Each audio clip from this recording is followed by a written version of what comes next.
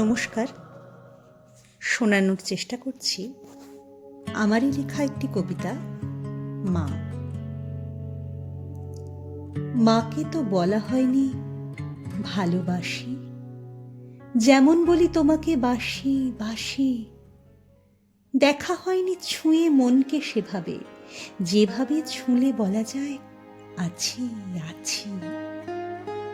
মা তো বলেনি কখনো কি চাই, তাই বুঝিনি কখনো কি নেই।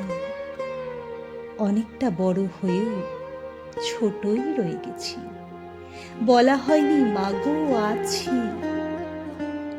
অনুভবের আকাশে হাওয়া বয়েছে অনেক, নড়েছে পাখা সাধ্য মতো।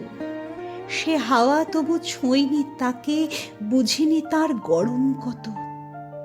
সবার কথা ভেবেছি যত, সেসব কিছু মা তো জানে, জানায়নি তো একটি বারও মা কথাটার আসল মানে।